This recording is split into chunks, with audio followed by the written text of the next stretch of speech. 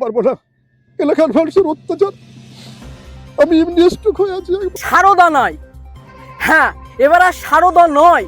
আপনারা জানেন পশ্চিম বাংলায় প্রতারণার শিকার হচ্ছে মানুষের পর মানুষ, একাধিক অঞ্চলে একাধিক জেলায়, যেটা মেদিনীপুর আছে, বসিরহাট আছে, দক্ষিণ চব্বিশ পরগনা আছে এবং পশ্চিমবাংলায় একাধিক অঞ্চল থেকে বিভিন্ন রকম মানুষের কাছ থেকে কারু কাছে 30,000, কারু কাছ থেকে 50,000 হয়ে গেলেন মাহবুব মণ্ডল মানুষের কাছ থেকে হসপাকে নিয়ে যাওয়ার জন্য কারু কাছ থেকে 30,000, কারু কাছ থেকে 50,000 একাধিক টাকা নিয়ে 700+ মানুষের কাছ থেকে টাকা নিয়ে উদাও হয়ে গেলেন। ইকো পার্ক থানার সামনে তারা ভেঙে পড়লেন এবং আমাদের ক্যামেরার মুখোমুখি হলেন এবং তারা কি বলেছে সরাসরি আপনাদের শোনাবো।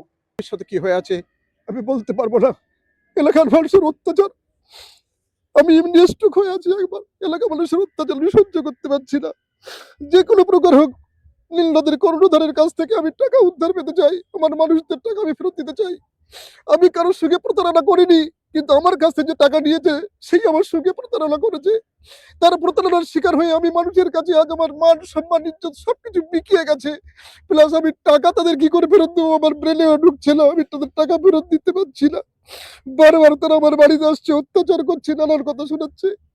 আপনাদের এই মিডিয়ার মাধ্যমে যদি অন্তত বাহাবুরকে হোসেন মন্ডলকে প্রফেশন তুলে তার হাত দিয়ে আমাদের টাকাটা উদ্ধার করে দিতে পারে, বড়ই উপকৃত হব আমরা। আমরা এই ইকো পার্ক থানায় এসেছি এখানে এফআইআর করার জন্য। আমরা সবাই এফআইআর করেছি, আমিও এফআইআর করেছি। এটা প্রতারণার শিকার হয়েছি। আমরা প্রত্যেকে একটা নীলনদ ইন্টারন্যাশনাল ট্রাভেলসের আন্ডারে আমরা যারা রয়েছি, আমরা প্রত্যেকে এক একটা ট্রাভেলসের এজেন্সি। আমরা কেউ 30টা, কেউ 32টা, কেউ 50টা, কেউ 70টা হাজি আমরা দিয়ে রেখেছি। প্রায় 54-55টা এজেন্সি মিলে আমরা প্রায় 700 হাজি ওনাকে দিয়েছি। তো প্রত্যেকের এক একটা ডেট ছিল। তো আমাদের মোটামুটি 19 তারিখে টিকিট দেওয়ার কথা ছিল, প্রথমে 16 তারিখ, তারপরে 19 তারিখ। আর আমাদের হাজিদেরকে নিয়ে যাওয়ার একটা ডেট দিয়েছিল 29 তারিখ। তো আমরা 19 তারিখ সকালে যখন ওখানে আসি, অফিস বন্ধ, বাকি সমস্ত লোকজনকে নিয়ে আমরা থানাতে আসি, তার সমস্ত কিছু ডকুমেন্টস জমা দিই। থানার কাছে আমরা আবেদন করেছিলাম যাতে করে তাকে ধরে আনে এবং আমরা আমাদের পাওনা টাকা, এবং যারা আমাদেরকে টাকা দিয়েছে তারা ভাই কিন্তু আমাদেরকে চেনে, নীলনদকে চেনে নে। যার কারণে আমরা সবাই চাইছি এই প্রতারককে ধরে আনুক। প্রশাসনের কাছে প্রশাসন এই জোর দিক। আজকে 3 দিন হয়ে গেল, আমরা এখনো পর্যন্ত প্রশাসনের কোনো সাহায্য সহযোগিতা পাচ্ছি না। খালি আস্থাই পাচ্ছি প্রশাসনের কাছে যে আমরা 2 দিন সময় দিন, 2 দিন সময় দিন। কিন্তু সেই বৃহস্পতিবার থেকে আজকে সোমবার হয়ে গেল, আমরা এখনো পর্যন্ত কোনো সাড়া পাচ্ছি না প্রশাসনের কাছে।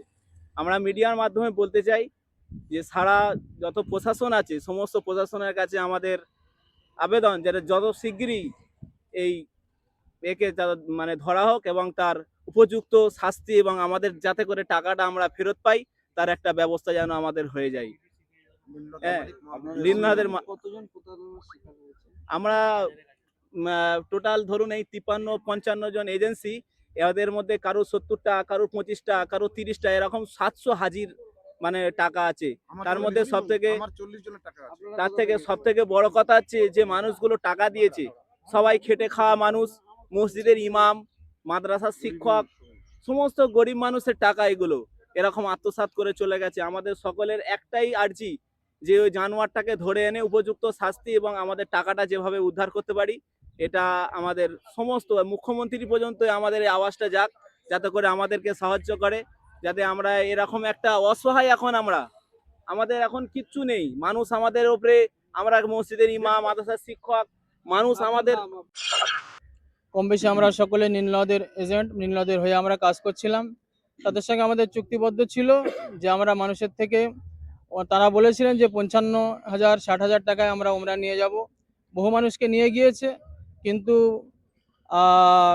রিসেন্টলি তারা কম বেশি 700 থেকে 800 হাজির পয়সা তারা মেরে দিয়ে তারা উধাও হয়ে গিয়েছে। তাদের কোনো না নম্বর যোগাযোগ পাচ্ছি, না অফিসে গিয়ে আমরা তাদেরকে পাচ্ছি, অফিসও বন্ধ, আর তারও কোনো পাত্তা নেই। সেহেতু আমরা ইকো পার্ক থানার দ্বারস্থ হয়েছি। আমরা সকলে এফআইআর দায়ের করেছি। তার এই নীলনদের আপনার কর্ণধর মাহবুব মণ্ডল, তার বিরুদ্ধে আমরা এফআইআর দায়ের করেছি।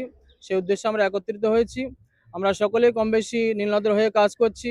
আমার আন্ডারে 70 জন মানুষ আমার হাত দ্বারায় টাকা জমা করেছে। কম বেশি 40 লক্ষ টাকা আমার হাত দ্বারা তার কাছে জমা করেছি। এরকম বহু মানুষ আছে আমরা যারা একত্রিত হয়েছি, কেউ 30 জন, কেউ 40 জন, কেউ 50 জন, 60 জন করে মানুষ তারা আমরা দিয়েছি। তো এই প্রায় 7 থেকে 8 কোটি টাকা একসঙ্গে হাতিয়ে নিয়ে সে উধাও হয়ে গিয়েছে, তার কোনো পাত্তা নেই। আমরা ইকোপার থানায় সকলে এফআইআর দায়ের করেছি। থানা বলেছে আমাদের কিছু সময় দেওয়া হোক। 2 দিন হয়ে গেল, এখনো পর্যন্ত কোনো খবর তার মেলেনি, সন্ধান মেলেনি। এখন